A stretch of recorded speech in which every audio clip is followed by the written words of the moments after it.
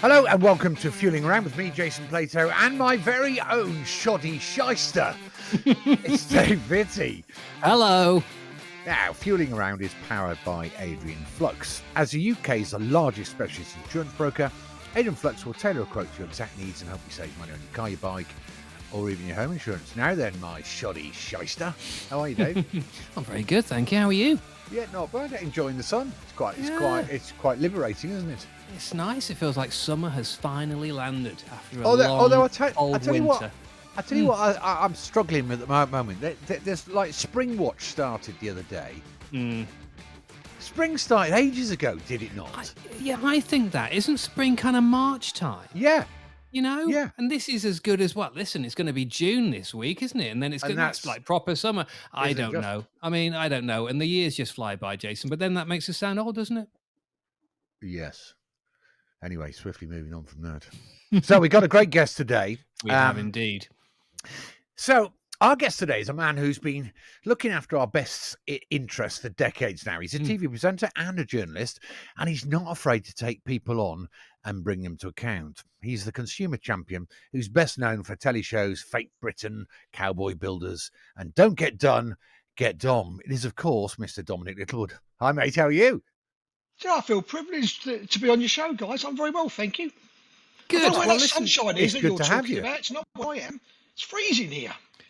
Well, you showed us a little picture out of your window just before, Dom, and yeah, you're right. You're not having the same weather that we are where you are. No, it's Arctic.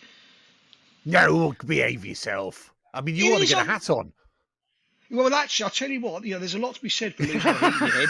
Really, they say it, and it's true. When I go out, I'm wearing a hat when others are, are quite happy and comfortable. You lose it all from your head, don't you? Yeah, exactly. That's what exactly. they say. You'll, That's what you'll, they you'll say. find this out one day. Honestly, guys, when One all that's gone, day. you'll know what I'm talking about. Or your feet. My feet are my radiator. They're my kind of thermostat. If my feet get hot, then I boil up. And if I take my socks and shoes off, they instantly cool down and I cool down. Hence why there's socks all around my gaff, stuck down the sofas, you know what I mean? Because I'm like, get them off, I get too hot. But I find my feet are what regulates my temperature. It's becoming like an episode of Loose Men, this already. I mean, we're supposed to be talking about Isn't it motoring issues. just? But anyway, before we get on to that, Dominic Littlewood, obviously, you've been a household name for many, many decades. How did it all begin? How did you end up being, effectively, probably the best-known consumer champion on the telly? Well, I was always very good at fighting consumer battles, way, way, way before being in TV. And what happened is the way I never ever wanted to be in telly in my life, never looked for it, never applied for it, never went for a job interview.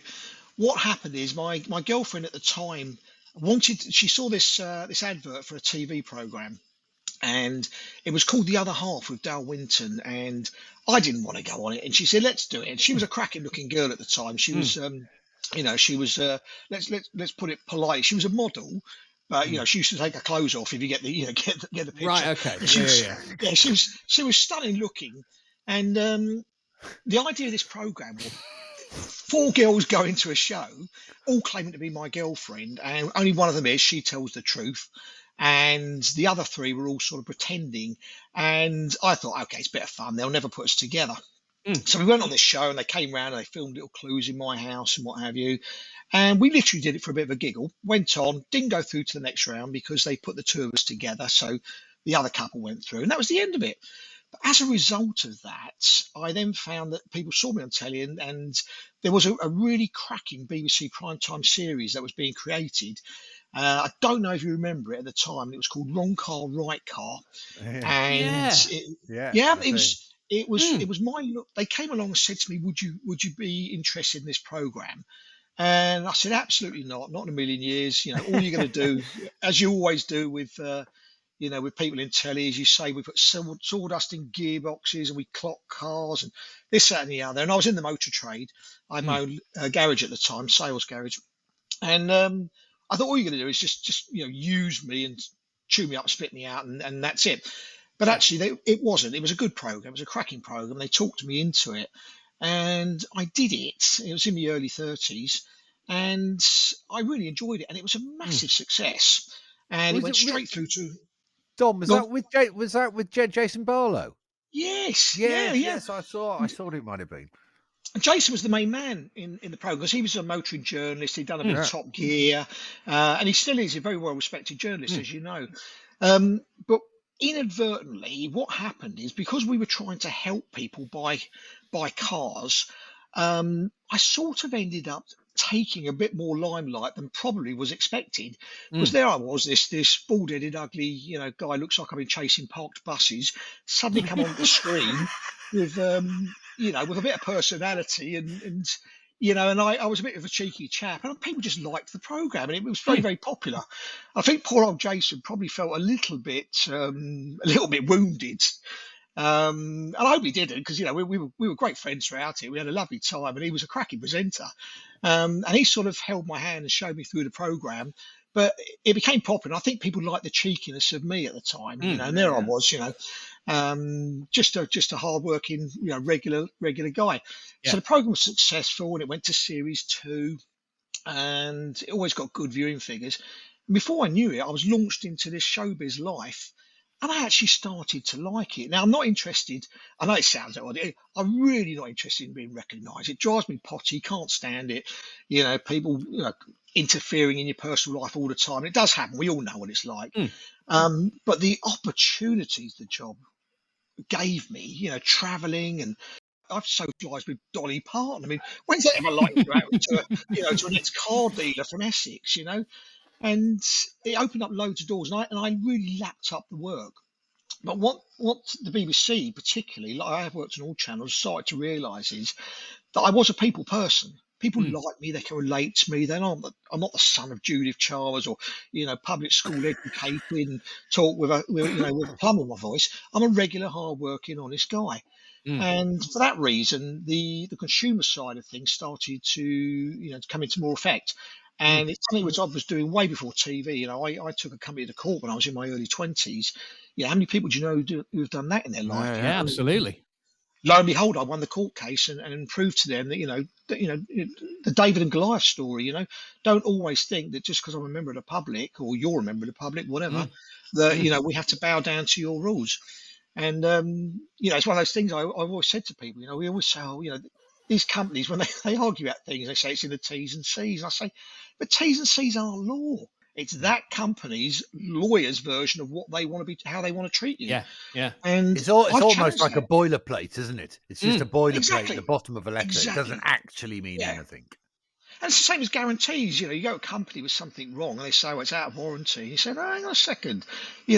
Warranty is not your statutory rights. When a company gives you a year's guarantee on a telly and it's out of warranty 13 months later, that's irrelevant. That warranty is a gift. It's a bonus. It's an added extra.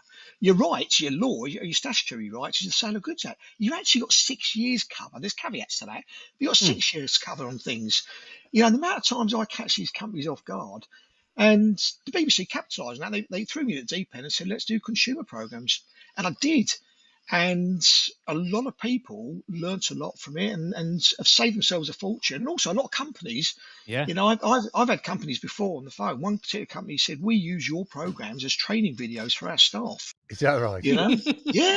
That's that's a hell of a compliment, though, isn't it? Really? Yeah, it is. It is, and a lot of companies have learned, from some of the knowledge that I have, and just being somebody who, if something's not right, I will look into it, and if it, and I'll try and put it right. Not to embarrass companies, to educate them. Don't get done, get Dom. Yeah. Although I will say, JP, I went to a nightclub once, and a girl came up to me, and she said, "You were my first." And I said, "Really?" And she said, "Yeah, I got done by Dom." I said, "Well, I wouldn't look at it like that." I said, That's going to make a really sweet edit point for Dave, there, isn't it? Yeah, there's a lot of ammunition in a program. That program ran for about 11 years, and I'm lining myself up for some stick there, aren't I? Really. Hey, so I've got a question for you, and it leads on to what happened after. It leads on during the, you filming of the Don't Get Done, Get Dom. So my question is, what's more scary, going into a dodgy lockup where there's Alsatians all over the gaff and fronting up some pretty unsavoury people, or stepping onto the Strictly dance floor? But the funny thing is about Strictly is everybody assumes that it turns you into a dancer. No, it doesn't. What you do is you learn a routine for 90 seconds, right? And your dancer supports you, and you follow her movements and what have you. But if I went out now and someone said do the jive, I couldn't do the jive.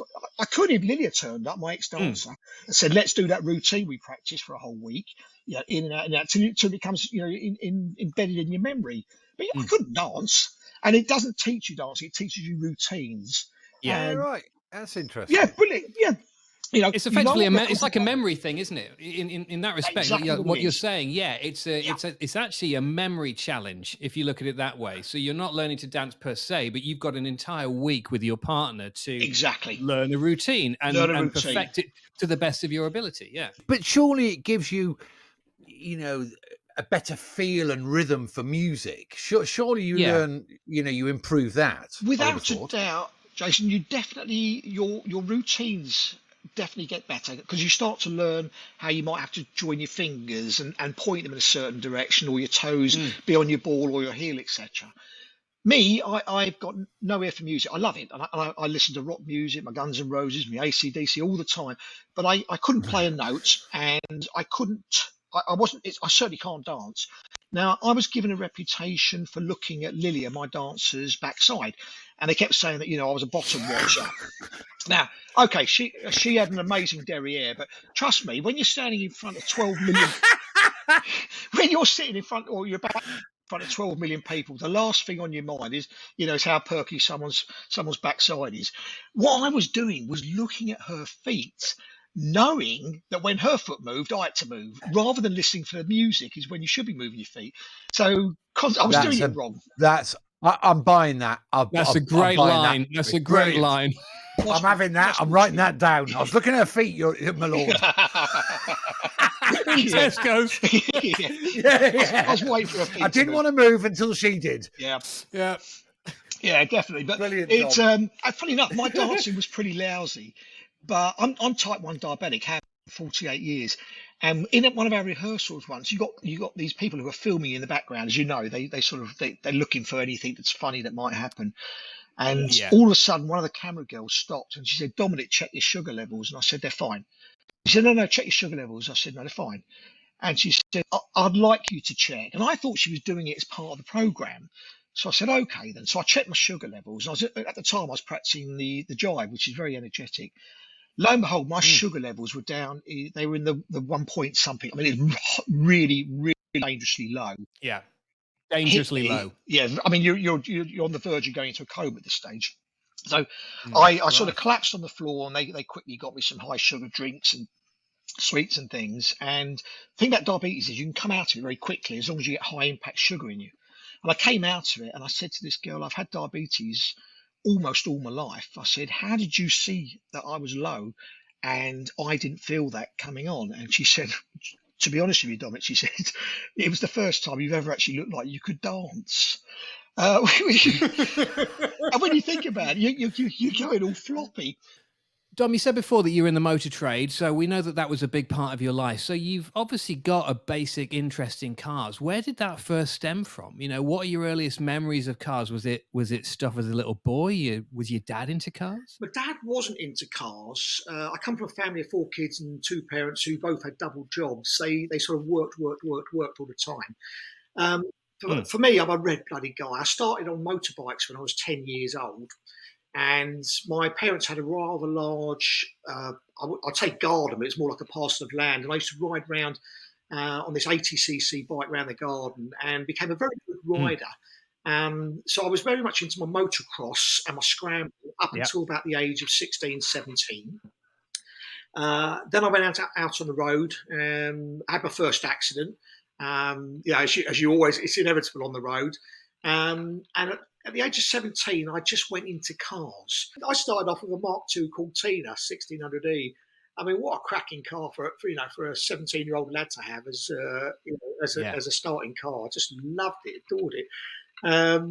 But it was white. pinstripes were put all over the doors, and it was jacked up at the back. And when you think about the things you did to the cars in those days, it was horrendous, really. But I was an apprentice, a City and Guilds mechanic. That's my first job when I left school. Okay. It was my second job when I left school. But I was never any good at it, but I tinkered around a lot with the cars and sort of had a big passion. I still do for certain cars, not really European ones anymore, but I still have a passion for odd and unusual cars. So, Dom, over the years, you've managed to keep hold of any of the old cars? And I haven't, but as a sort of young teenager, I fell in love with my boss's car. And it was an RS2000. He had an X-Pac one with all boxed out arches. It was stunning. And I actually managed to buy one a few years ago. It wasn't the X-Pac.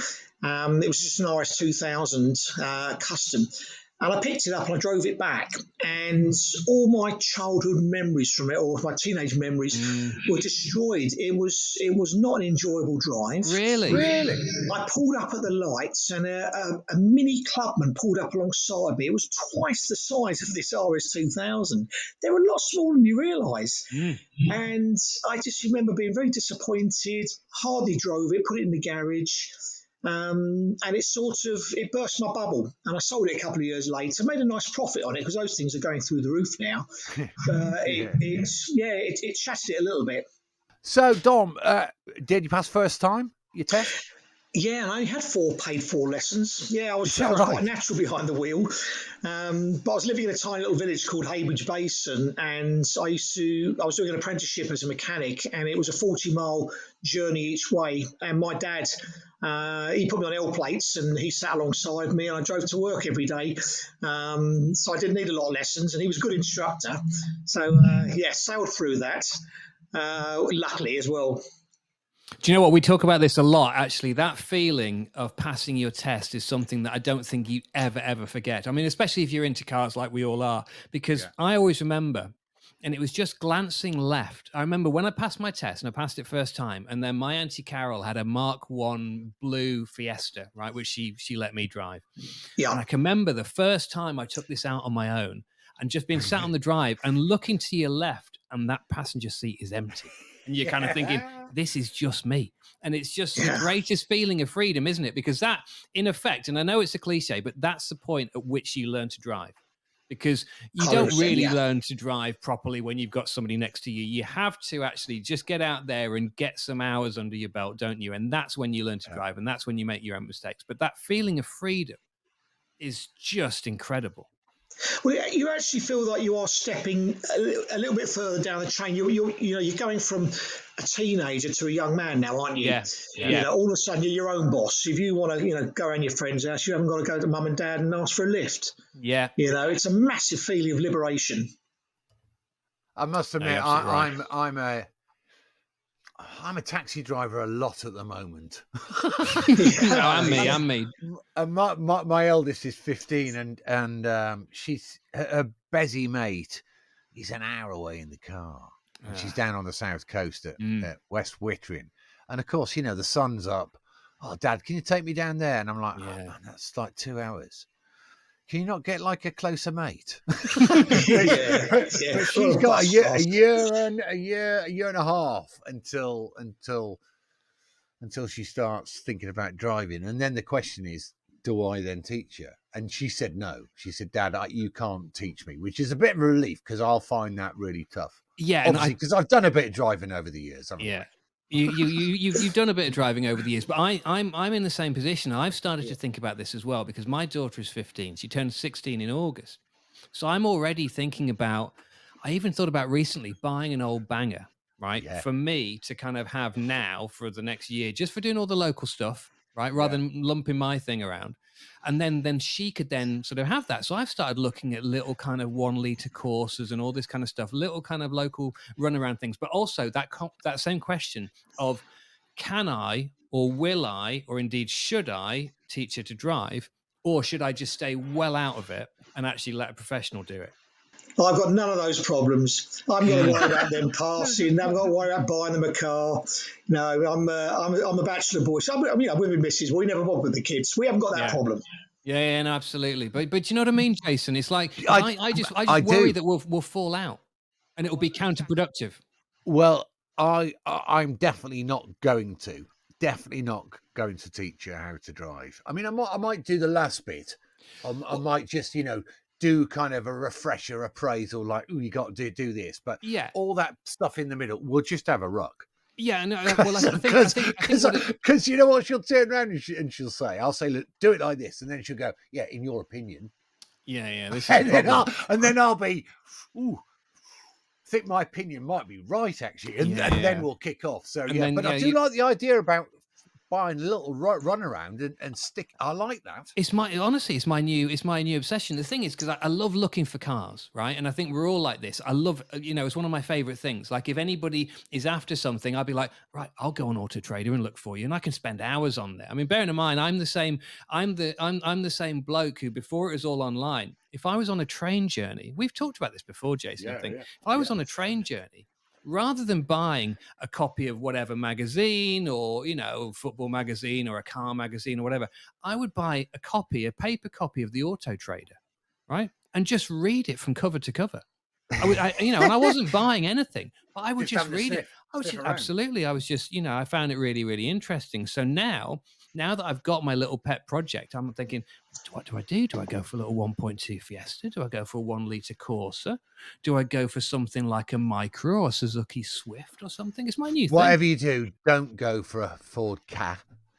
No. Because they're very ugly. Don't go for the ugliest car in the world, which is a PT Cruiser. Oh, I'm never going to near that. I mean, that's a filthy thing, isn't it? Jason, PT Cruiser, I'll give you that.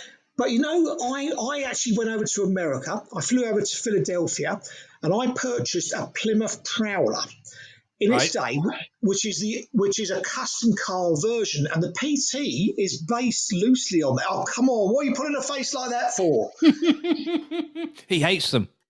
The Plymouth Prowler was gorgeous. Do you not think it's got the perfect shape for future hot rodding?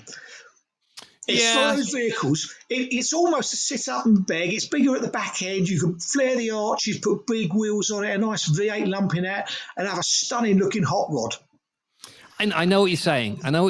Because it does sort of have that sort of slight look about it. But I think they're awful looking things. I'm with Jason. Interesting enough, I've not seen one at all in the last 4 or 5 years. I think everyone's woken up and looked out the window and gone, no, that's got to go. What was that other horrible thing that we've talked about before? Was it a horrible Fiat with the lights on the top sort of? I know the one that looks like it's got a face like a dolphin a bit. Fiat Multipla, something like that. Awful looking thing.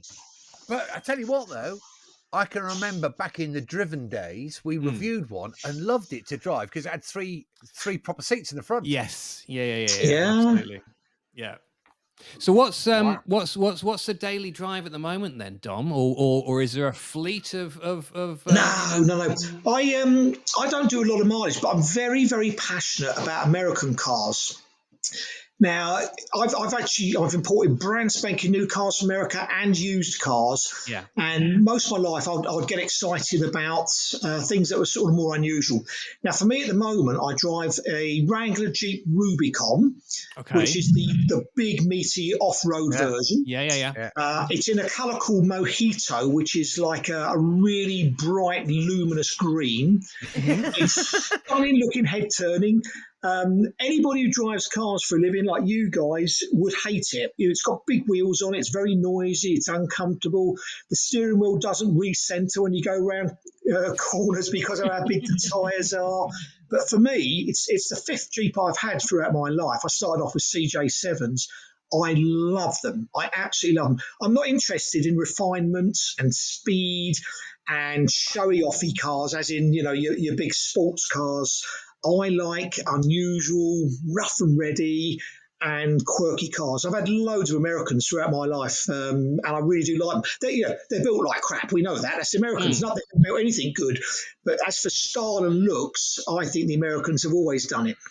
Yeah, well, do you know what? That Wrangler, it's not a bad bit of kit for an off-roader, like a true proper off-roader. It does You know, the the job. windscreen folds down, the roof lifts off, the doors lift off. You can drive it anywhere, and it's just a fun vehicle. Every day I get into it, I smile. It brings a smile on my face, and I just enjoy it. My missus loves it. She won't drive it. All the arches are too flared, and she feels uncomfortable. But for me, I love it to death. So over the years, what's been your fave? I really, really adored my Plymouth Prowler. However, it was so ostentatious. I used to get people undertaking and overtaking. You filming out the windows of what the car was. I had one person standing by it when I returned once, and they were waiting for me to come back just to say, what is it? How much is it worth? Where do I get one? And it was stunning, but it was just too much of an attention-seeking car. So I adored that. I did bring over a Chevrolet SSR, which is a pickup truck, Right. but it's got a cover over the flatbed, so it's not really a truck. It was like a modern day version of a hot rod, and I bought that brand spanking new. So what happens is in America, if a wheel touches the pavement or the roads in America, then a tax has to be paid. So I bought this one from a dealer, and the dealer had to load it and drive it to the ferry terminals on a low loader, so that we could avoid this tax. Yeah. And he explained the situation to me. So it was shit. Although it's an American car and I imported it from America, it's never once had its wheels on the road in America legally. Is that right? Right. It was shipped over.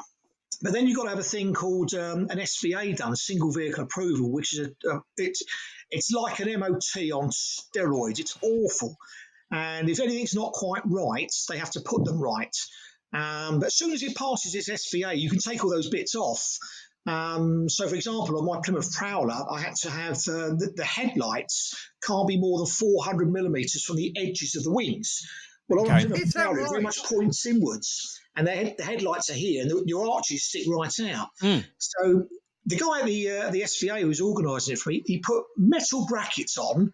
He got old headlights from motorbike, put them on, and he wired them up, and it went into the test, and the guy said, dip beam, main beam, yep, they work.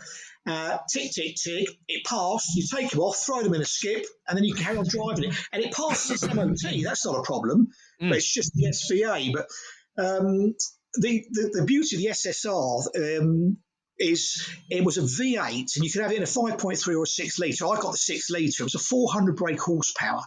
Yeah. 2-seater car with a tiny little metal roof that folded down behind the seats. And it was such a beast to drive. Can you imagine 400 brake and a 2-seater truck?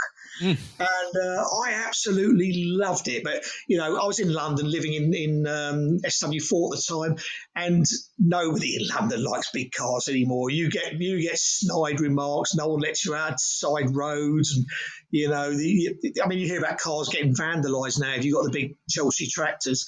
And I used to get comments about it, and in the end, I had to let it go. But, it certainly wasn't doing the planet any good. Well, funnily enough, actually, that links on very nicely to what I was just thinking, in so much as I think we're getting an impression of, sort of what floats your boat car-wise. Have you ever been down the electric route, and would you ever go down the electric route? I don't think we're going to have a lot of choice in a few years' time. It's either that or hydrogen. I'm not a big fan of electric at the moment, but I was saying that I have got 3 cyber trucks on order. Have you heard of the Tesla cyber trucks? Yeah. As soon as I saw it being advertised on YouTube by Elon Musk, if you haven't watched it, watch it, because his demonstration of this car goes wrong. And is that when he does the window? That's the window. You've seen it, Jason. It's hilarious. But I just remember seeing the vehicle and thought, that is amazing. It's beautiful.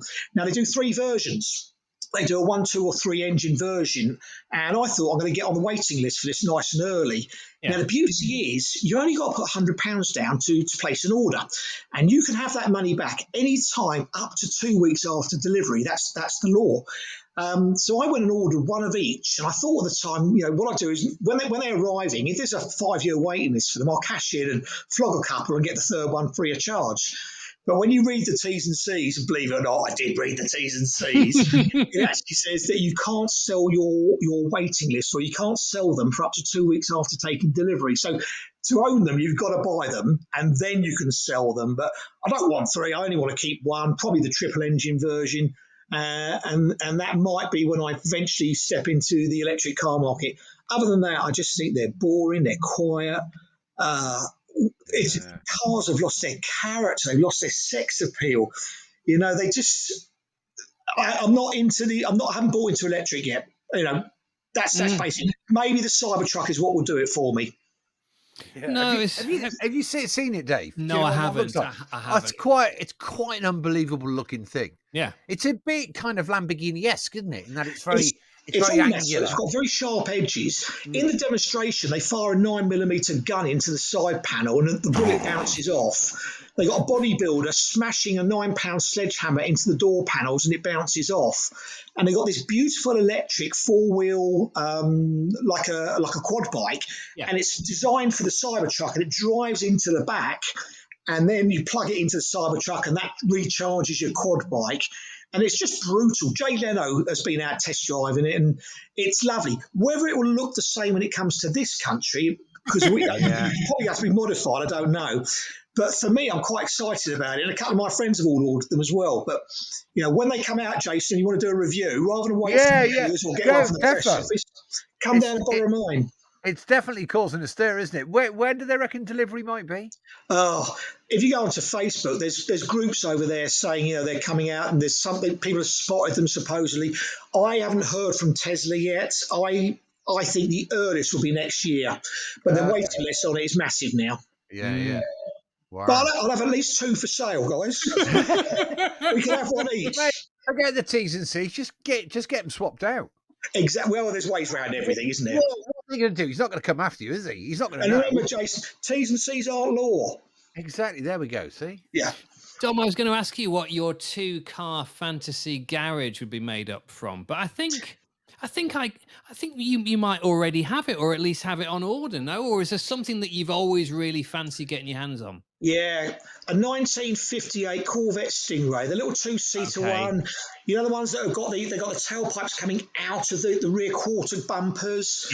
I'll probably go for the traditional red and cream colour. Just a stunning looking, gorgeous car.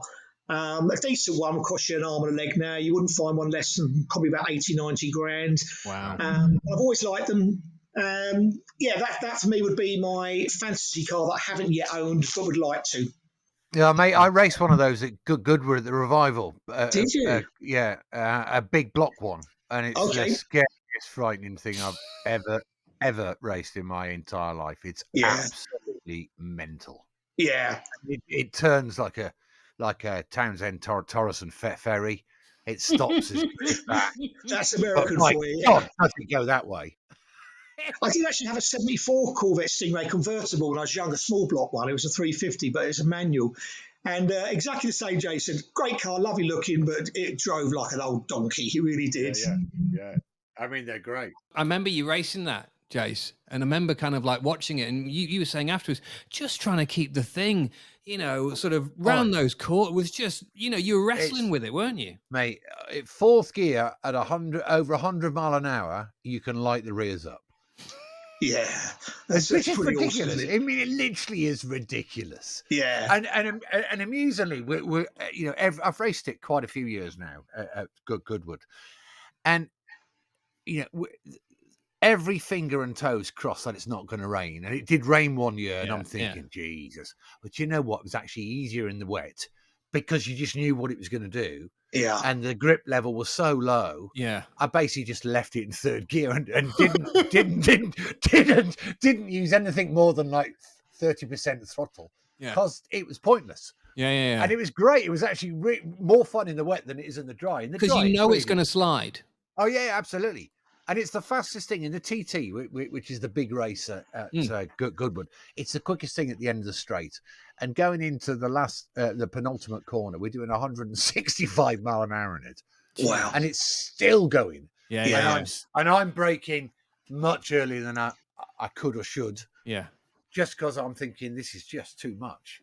It's really frightening to drive. But that's the thing, isn't it? It's one thing going that speed in a straight line, but actually knowing or rather being unsure of the stopping capacity. That's what must scare you.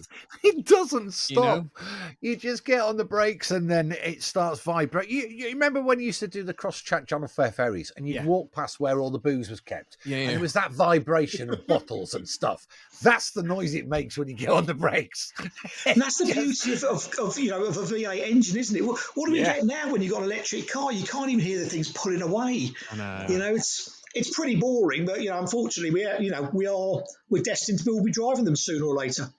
Well, I've got a feeling we won't actually. I think e-fuels are coming and we'll be able to use the petrol stations again because it'll be an e-fuel and we'll be able to get rid of this nonsense that is the electric car generation, even though I present an electric car show. Yeah. It's just not so sustainable. You know, most people in the UK don't have driveways. They live on streets or in flats or apartments. Well, they can't have electric cars. Yeah. They just simply can't. Yeah. And they're too expensive.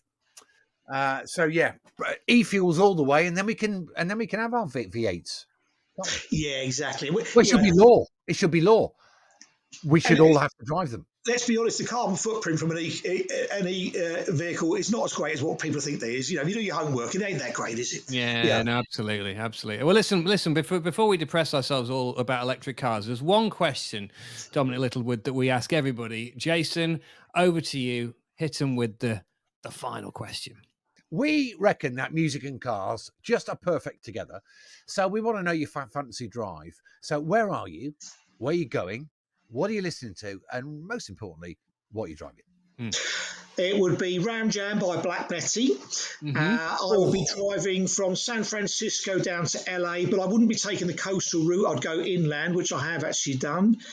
And I would be driving, I would probably say a Plymouth Prowler again, or my Cybertruck when it arrives. Hey! Did I answer all the questions? You did. You answered all of them perfectly, and it was a pleasure to have it all delivered. And on that note, Jason, I think you need to take us out. So, unfortunately, that is it for this week's Fueling Around, powered by Adrian Flux. As the UK's largest specialist insurance broker, Adrian Flux will tailor a quote to your exact needs and help you save money on your car, your bike, or even your home insurance. Thanks, Dave, as always, to you, but a huge thanks to our special guest this week, the one and only Mr. Dominic Littlewood. Thanks, mate.